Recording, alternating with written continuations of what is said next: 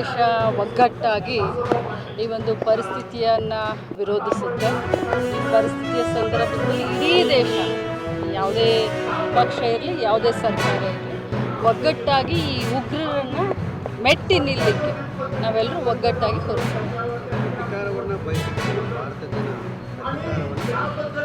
ಸರ್ಕಾರ ಈ ನಿಟ್ಟಿನಲ್ಲಿ, ಕೇಂದ್ರ ಸರ್ಕಾರ ಈ ನಿಟ್ಟಿನಲ್ಲಿ ಯಾವುದೇ ಕ್ರಮ ತೆಗೆದುಕೊಂಡ್ರೂ ಕೂಡ ನಾವೆಲ್ಲರೂ ಅವ್ರ ಜೊತೆಗೆ ಇರ್ತೀವಿ. ಈ ಸಂದರ್ಭದಲ್ಲಿ ನಾನು ಅದ್ರ ಬಗ್ಗೆ ಮಾತನಾಡಲಿಕ್ಕೆ ಹೋಗೋದಿಲ್ಲ.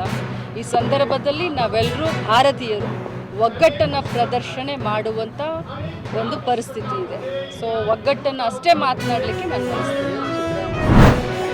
या संस्थेला 150 वर्षापेक्षा अधिक काळ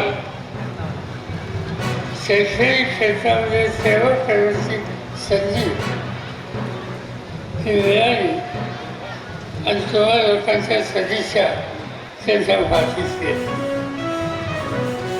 150 वर्ष सातत्यानं ग्रामीण भागामध्ये शैक्षणिक सेवा देणं ही काही साधी गोष्ट.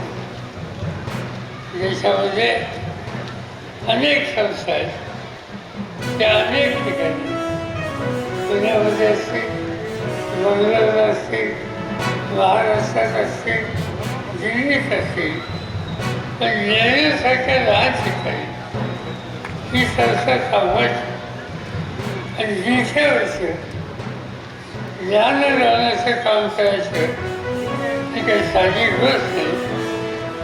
त्यांच्या पाठीशी तिचं नेतृत्व उभं राहिलं आणि या क्षेत्रामध्ये वाहून घेण्याची भूमिका घेणारा जो शिक्षक वर्ग आहे त्यांच्या कष्टानं हा इतिहास या ठिकाणी निर्माण झाला गेला.